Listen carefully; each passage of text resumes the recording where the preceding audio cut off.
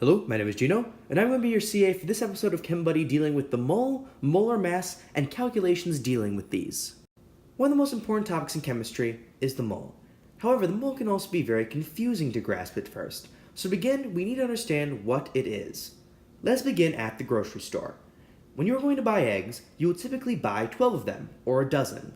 A dozen is a counting unit that allows you to group objects together. A dozen only means you have 12 of something. The mole can be thought of as similar to a dozen. It is a counting unit that allows you to group objects together and talk easily about how much you have. Now, we need the mole because it measures the amount of atoms present.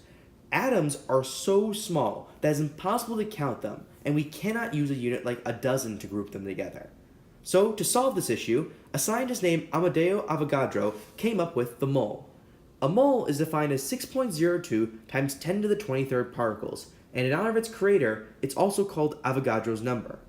We use the mole to quantify the amount of particles we have and to compare substances easily.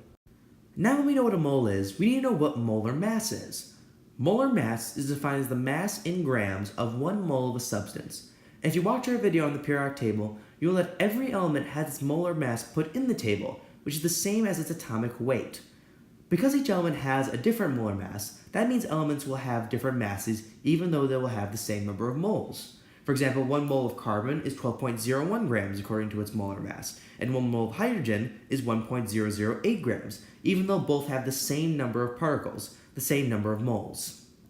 Calculations for moles are pretty simple and can be thought of as conversions. There are 2 major types of calculations you will see. First is going from moles to grams, or vice versa. To do this, you'll need to know a substance's molar mass.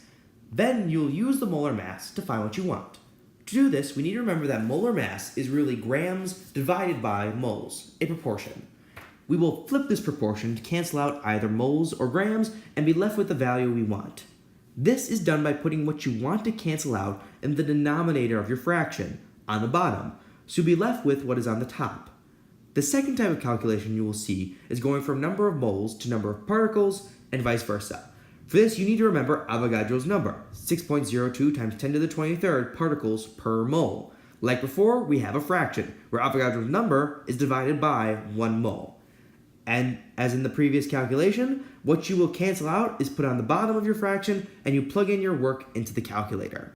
And that is everything you need to know about moles, molar mass, and their calculations. Thank you for watching this video and choosing ChemBuddy as your teaching assistant, and please come back and watch more of what our channel has to offer.